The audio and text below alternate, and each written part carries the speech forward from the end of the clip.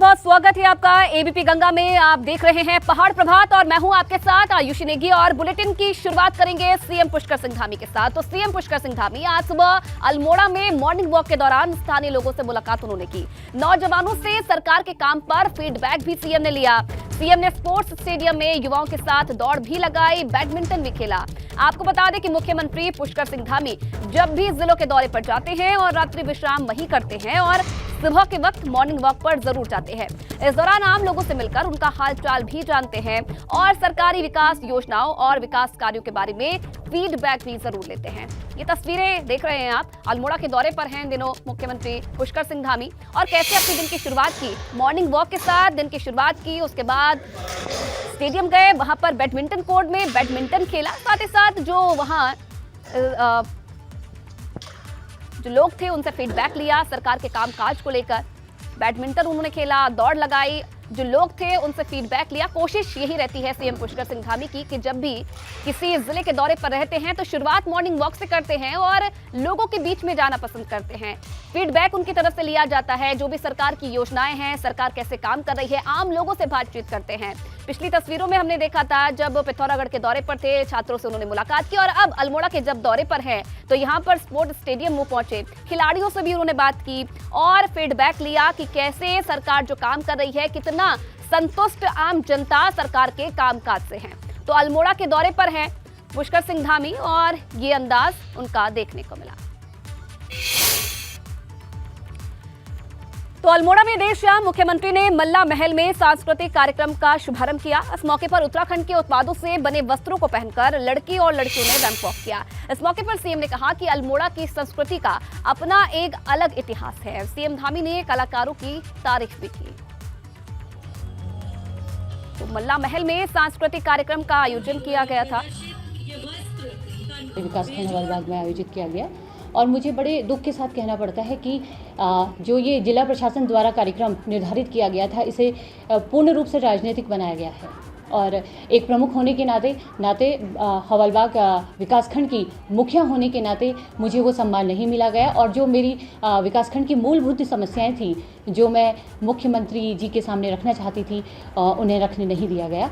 मुख्य सेवक आपके द्वार ये कार्यक्रम हमने प्रारंभ किया है। जहाँ भी प्रवास पर होते हैं, जहाँ भी जाते हैं तो वहाँ पर सभी लोगों से मिलते हैं, उनके विचार लेते हैं, जिससे कि आगे के कार्यक्रम बनाने में, आगे के प्रस्ताव बनाने में, सरकारी विकास की योजनाएं बनाने में सभी का उसमें सुझाव मिल जाते हैं, सभी का मार्गदर्शन मिल जाता है और एक विकास का मॉडल कैसा होना चाहिए वो जनसंवाद से हमको काफ़ी उससे सहूलियत मिलती है।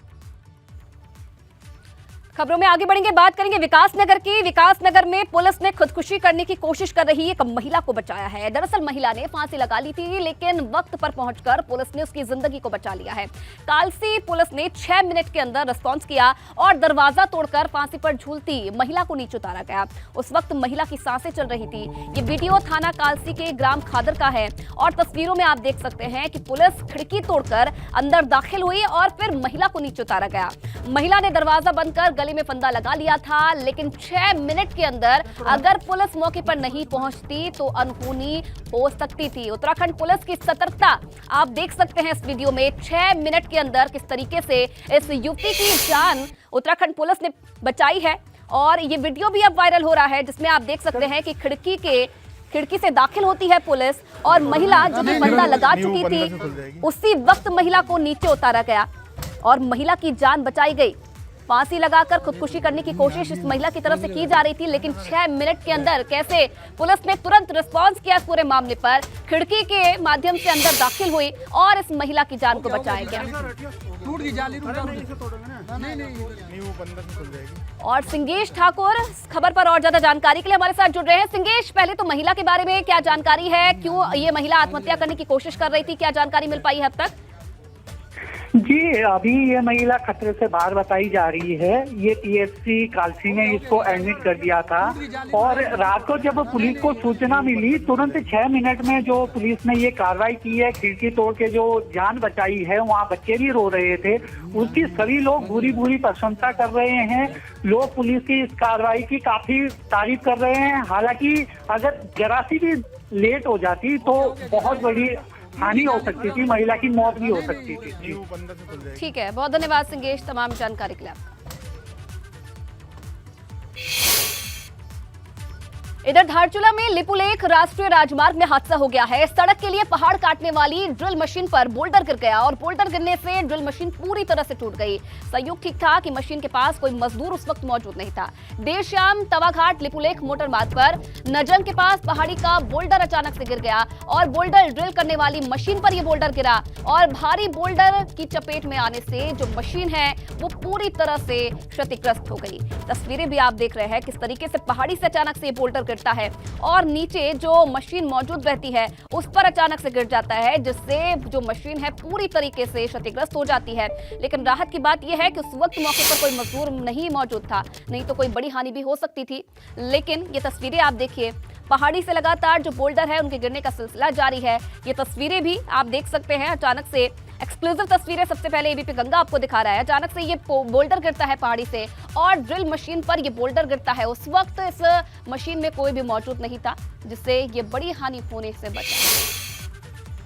इधर नैनीताल जिले के हैड़ा खान में फिर से लैंडस्लाइड से लोगों की परेशानियां बढ़ गई है। दरअसल काठगोदाम हैड़ा खान मार्ग पूरी तरह से बंद हो गया है। बीते 15 नवंबर को भी भूस्खलन हुआ था, जिसका मलबा आज भी सड़क पर है और इसी बीच एक और लैंडस्लाइड ने लोगों की मुश्किलें बढ़ा दी है।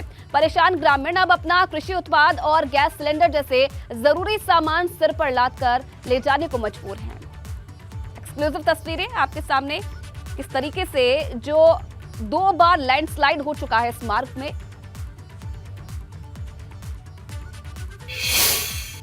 अब जैसा तो प्रशासन तो अपनी कोशिश कर ही रहा है मेरे ख्याल से, लेकिन अब इसमें और ज्यादा ध्यान देने की जरूरत है। आप चाहेंगे कि वैकल्पिक व्यवस्था कुछ सोचने की जरूरत है, क्योंकि पब्लिक बहुत परेशान है। मरीज लोग बड़े परेशान हैं, गृहिणियां परेशान हैं, शहरों में सिलेंडर लेके जा रही हैं। तो प्रशासन को और कोशिश करने की जरूरत है, कोई वैकल्पिक व्यवस्था करने की जरूरत है।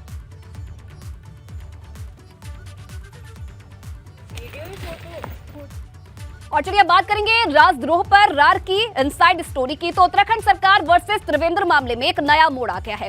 दिल्ली से पूर्व सीएम त्रिवेंद्र रावत के दबाव के बाद अब एसएलपी वापस लेने के फैसले से सरकार ने यू-टर्न ले लिया है और अब राज्य सरकार सुप्रीम कोर्ट से एसएलपी वापस नहीं लेगी। पत्रकार उमेश कुमार के खिलाफ राजद्रोह का केस जारी रहेगा और एसएलपी वापसी पर पूर्व सीएम त्रिवेंद्र सिंह रावत ने नाराजगी जताई थी। त्रिवेंद्र रावत सरकार में पत्रकार उमेश कुमार पर राजद्रोह का केस दर्ज किया गया था और इसी मामले को धामी सरकार सुप्रीम कोर्ट से वापस ले रही थी। सरकार के इस फैसले का त्रिवेंद्र रावत ने विरोध किया और हाईकमान से मुलाकात की थी और धामी सरकार को यू टर्न लेने पर मजबूर कर दिया है। तो अपने ही फैसले से अब धामी सरकार को यू टर्न लेना पड़ा है। त्रिवेंद्र मामले में ये नया मोड़ जिसमें सरकार ने यू टर्न ले लिया है। और आपको बता दें कि जो एसएलपी वापस लेने जा रही थी सरकार, उसे अब वापस नहीं लिया जाएगा। पत्रकार उमेश कुमार से जुड़ा ये पूरा मामला है और अब सरकार ने इस पर यू टर्न ले लिया है। आपको बता दें कि इस पूरे मामले पर त्रिवेंद्र सिंह रावत ने नाराजगी जताई थी।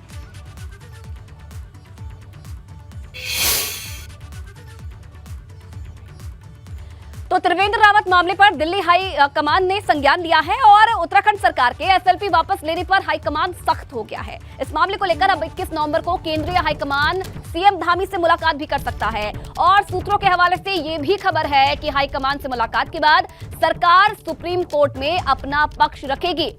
तो इस पूरे मामले पर अब हाईकमान ने संज्ञान ले लिया है और माना यह जा रहा है कि 21 नवंबर को केंद्रीय हाईकमान सीएम धामी से मुलाकात भी कर सकता है। और सूत्रों से यह भी जानकारी मिल रही है कि हाईकमान से मुलाकात के बाद सरकार सुप्रीम कोर्ट में अपना पक्ष रखेगी।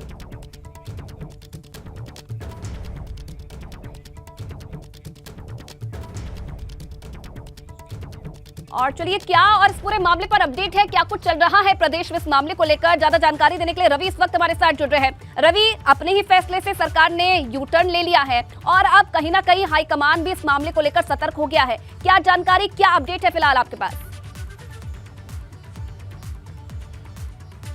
बिल्कुल आयुषी, जैसे 2020 से अगर बात करें तो ये लड़ाई शुरू हुई थी और यहाँ पर जिस तरीके से सरकार ने सुप्रीम कोर्ट में दायर की गई एसएलपी को वापस लेने के लिए अर्जी डाली थी, लेकिन अब यू टर्न ले लिया गया है क्योंकि माना जा रहा था कि त्रिवेंद्र सिंह रावत पूरी तरीके से इस फैसले के बाद नाराज चल रहे हैं। वो लगातार केंद्रीय हाईकमान से मुलाकात भी कर रहे थे और उन्होंने दिल्ली में डेरा डाला हुआ था और अब केंद्रीय हाईकमान की ओर से उनको राहत दी गई है, यानी कि सरकार और न्याय विभाग ने अपना यू टर्न ले लिया है। ऐसे में जो एसएलपी को वापस लेने की जो अर्जी डाली गई थी, यानी कि मौजूदा सरकार ये चाहती थी कि अब जो राजद्रोह का मुकदमा है वो आगे ना चले। जबकि 2020 में जब हाईकोर्ट से उमेश कुमार को राहत मिली थी तो उसके बाद त्रिवेंद्र सरकार इसको लेकर सुप्रीम कोर्ट में इस फैसले का चैलेंज उन्होंने किया था। तो ऐसे में अब सीधे तौर पर जो फैसला त्रिवेंद्र सरकार ने लिया था वही यथावत रहेगा, यानी कि अब आगे सुप्रीम कोर्ट में देखना होगा कि इस पर किस तरीके की सुनवाई होती है। फिलहाल सरकार का न्याय विभाग जो इस अर्जी को जिसने डाला था और एसएलपी को वापस लेने की बात की गई थी, उसके बाद लगातार जो त्रिवेंद्र सिंह रावत है उनका जो पूरा खेमा है वो नाराज चल रहा था और यही वजह थी कि लगातार वो हाईकमान से मुलाकात कर रहे थे, दिल्ली में थे, राष्ट्रीय अध्यक्ष से मिले और उसके बाद जिस तरीके की राहत जो है मिली है उसे देखा जा सकता है। लेकिन जिस दौरान ये पूरा घटनाक्रम हुआ, हम ये कह सकते हैं कि मौजूदा सीएम और पूर्व सीएम के बीच जो इस तरीके की जो बातें हैं वो भी सामने आई थी और जो इंटरनल विवाद जो भाजपा का था वो भी सामने उभरने लगा था और जिसको कांग्रेस को बैठे बिठाए एक मुद्दा भी मिला था। हरीश रावत इस पूरे मसले को लेकर लगातार सक्रिय हैं, सोशल मीडिया पर लिख रहे हैं और आज भी अगर बात करें तो जिस तरीके से उन्होंने सोशल मीडिया पर ये लिखा है कि जो उन्होंने ब्लैकमेलर शब्द का प्रयोग किया है और तमाम ऐसी चीज़ें लिखी हैं, तो त्रिवेंद्र रावत को जिस तरीके से इस फैसले में केंद्रीय हाईकमान ने राहत दी है उस पक्ष में हरीश रावत के इस सोशल मीडिया के ट्वीट को भी देखा जा सकता है। तो कुल मिलाकर जो पूर्ववर्ती सरकार यानी कि त्रिवेंद्र सिंह रावत ने जो फैसला लिया था कि हाईकोर्ट को चुनौती देते हुए सुप्रीम कोर्ट में एसएलपी दायर की थी और उस अर्जी को रवि, अब 21 नवंबर को जो मुलाकात होने वाली है सीएम धामी की हाईकमान से, उस पर भी सबकी नजर रहेगी। क्या कहते हैं हाईकमान पुष्कर सिंह धामी से, इस पर भी नजर बना के रखेंगे। बहुत धन्यवाद आपका तमाम जानकारी देने के लिए। उत्तरकाशी में भटवाड़ी ब्लॉक की टकनोर पट्टी में गुलदार का आतंक है और एक गुलदार सड़क के किनारे पर घूमता नजर आ रहा है, जिससे राहगीरों में दहशत का माहौल है। ग्रामीणों का कहना है कि शाम ढलते ही गुलदार सड़क किनारे पर आ जाता है, जिससे राहगीर दहशत में है और ये गुलदार अब तक कई मवेशियों पर हमला भी कर चुका है।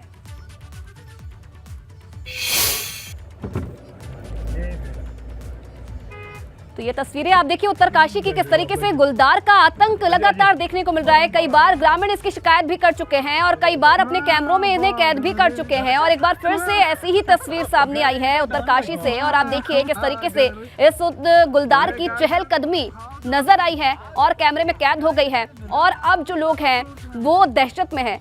उत्तरकाशी के भटवाड़ी का ये मामला बताया जा रहा है, ये तस्वीर बताई जा रही है। सड़क किनारे घूमता ये गुलदार नजर आया है, जिससे जो अब राहगीर हैं, जो आसपास के ग्रामीण हैं, वो अब दहशत में है और वन विभाग से ये गुहार लगाई है कि जल्द से जल्द इन गुलदारों को पकड़ा जाए ताकि जो लोग हैं उन्हें परेशानी ना हो।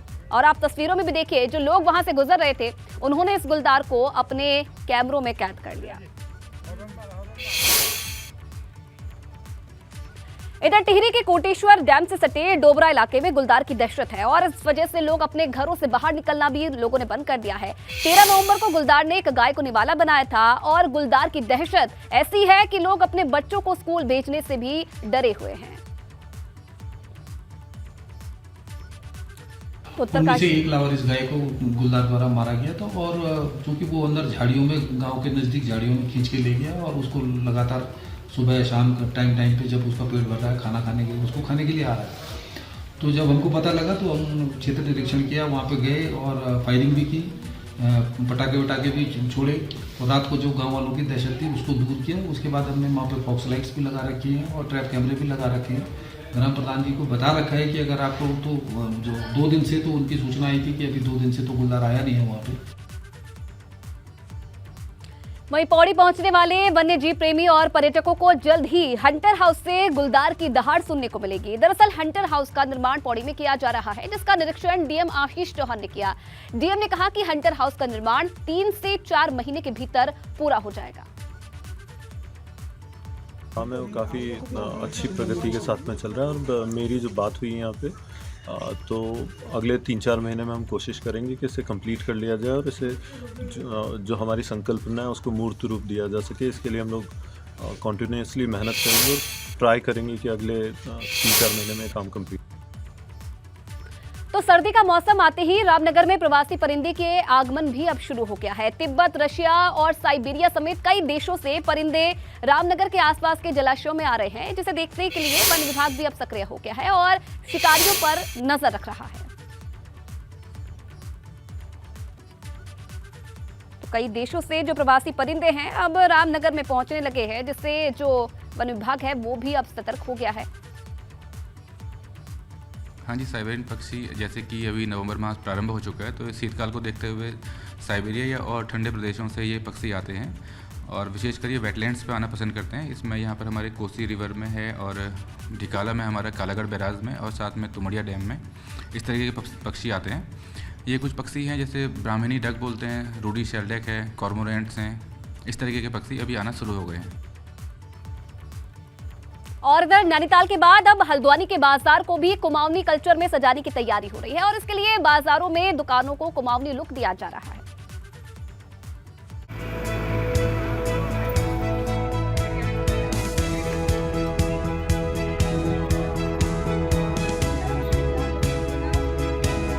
अगर आप नैनीताल घूमने जाएं तो आपको यहाँ का बाजार कुमाऊनी रंग में रंगा नजर आएगा। बाजार को खूबसूरत लुक देने के लिए दुकानों के बाहर बेहद खूबसूरत पेंटिंग्स बनाई गई हैं।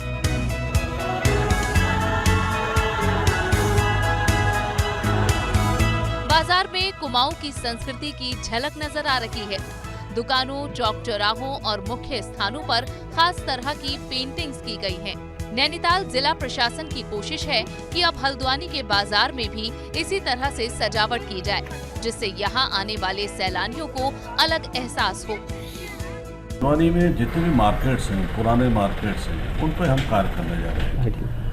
चाहे जो 2000 करोड़ का जो पैकेज हम लोग को मिला हल्द्वानी शहर के लिए, जिसमें हमने drainage system, water supply system, sewage system और पार्किंग, ये सारी व्यवस्थाएं हम लोग कर रहे हैं। उसी प्रोजेक्ट्स में जितने भी मार्केट्स हैं पुरानी, उनको टेकअप कर रहे हैं। उन मार्केट्स में जैसे रामलीला ग्राउंड वाला पार्ट 1 होगा, आपका बेस हॉस्पिटल के बगल जो मार्केट होगी वो होगी, पटेल चौक वाले जितनी मार्केट है वो होगी। हल्द्वानी शहर को सुंदर लुक देने के लिए कई डिजाइन तैयार किए गए हैं। रामलीला मैदान से लेकर पटेल चौक समेत शहर के पुराने बाजार के कई हिस्सों को कुमाऊनी रंग में रंगा गया है। पुराने बाजार को संवारने के लिए डिजाइन तैयार करवा लिए गए हैं। इस योजना में तकरीबन 30 करोड़ रुपए खर्च आएगा।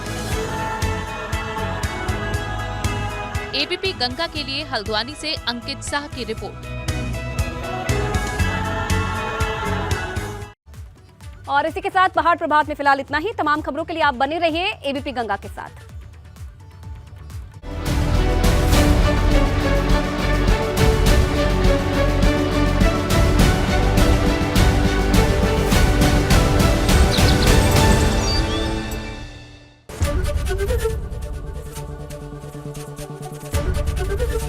एबीपी गंगा, खबर आपकी, जुबान आपकी।